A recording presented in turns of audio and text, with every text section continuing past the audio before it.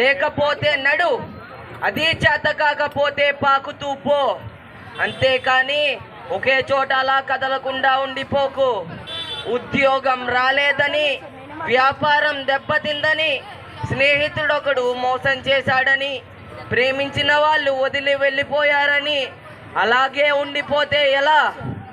దేహానికి తప్ప దాహానికి పనికిరాని ఆ సముద్రపు కెరటాలే ఎగసి ఎగసి పడుతుంటే, తలుచుకుంటే నీ తల రాతింతే అన్నవాడు కూడా నీ ముందు తల దించుకునేలా చేయగల సత్తా నీది.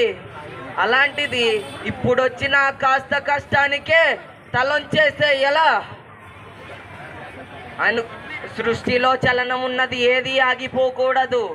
పారే నది, వీచే గాలి, ఊగే చెట్లు, ఉదయించే సూర్యుడు అనుకున్నది సాధించాలని నీలో కసికసిగా ప్రవహిస్తుందే, ఆ నెత్తురుతో సహా ఏది ఆగిపోవడానికి వీల్లేదు.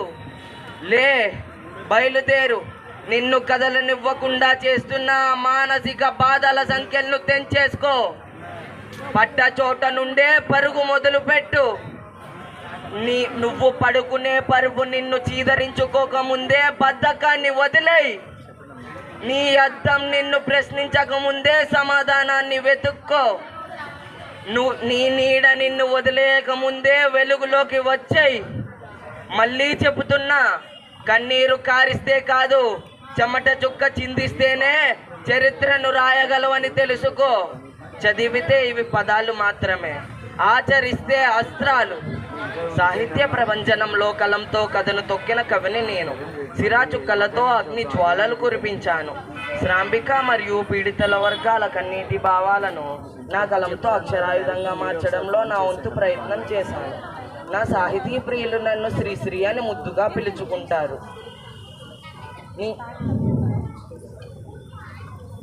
అప్పట్లో దేవులపల్లి కృష్ణశాస్త్రి గారు తన వేదనను ప్రపంచానికి తెలియజేసినప్పుడు నేను నా స్వరంలో ప్రపంచం యొక్క వేదన గురించి చెప్పాను.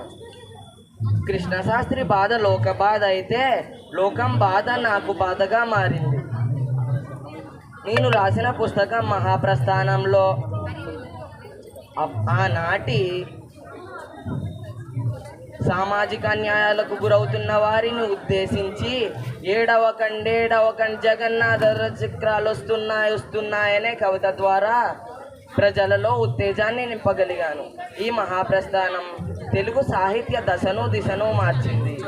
విప్లవ కవిగా నా రచనలతో ప్రజలను ఉత్తేజపరుస్తూనే నేను సైతం ప్రపంచాగ్నికి సమిధనొక్కటి ఆహుతిచ్చాను అంటూ సినీ కవిగా కూడా నా ప్రస్థానాన్ని ప్రారంభించాను.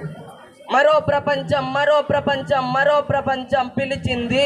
పదండి ముందుకు, పదండి త్రోసుకు, పోదాం పైకి. కదం త్రొక్కుతూ, పదం పాడుతూ, హృదంతరాలను గర్జిస్తూ, పదండి పోదాం వినపడలేదా మరో ప్రపంచం జలపాతం. దారి పొడుగున గుండె నెత్తురులు తర్పణ చేస్తూ పదండి ముందుకు. బాటలు నడిచి, పేటలు గడిచి, కోటలన్నిటిని దాటండి. నదీ నదాలు, అడవులు, కొండలు, ఎడారులా మన కడ్డంకి. పదండి ముందుకు, పదండి త్రోసుకు, పోదాం పైకి. ఎముకలు క్రొల్లిన వయస్సు మళ్ళిన సోమరులారా చావండి. నెత్తురు మండే సత్తులు నిండే సైనికులారా రారండి. హరోం హర హర హర హర హర హరోమారా అని కదలండి. మరో ప్రపంచం, మహాప్రపంచం ధరిత్రి నిండా నిండింది.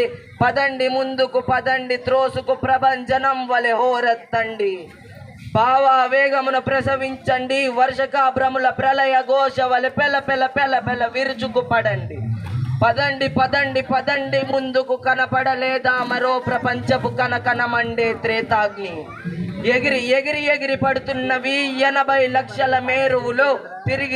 తిరిగి సముద్రాలు జలప్రలయ నాట్యం చేస్తున్నవి. సలసల కాగే చమురా కాదిది ఉష్ణ రక్త కాసారం. శివ సముద్రము నయాగరా వలె ఉరకండి ముందుకు. పదండి ముందుకు, పదండి త్రోసుకు. మరో ప్రపంచపు కంచు నగార విరామ మెరుగక మ్రోగింది. త్రాచుల వలెను, రేచుల వలెను, ప్రభంజనం వలె హోరెత్తండి. కనపడలేదా మరో ప్రపంచపు అగ్ని కిరీటపు దగదగలు, ఎర్రబావుట నిగనిగలు, హోమజ్వాలల బగబగలు. నేనొక దుర్గం, నాదొక స్వర్గం, అనర్గళం, అనితర సాధ్యం నా మార్గం.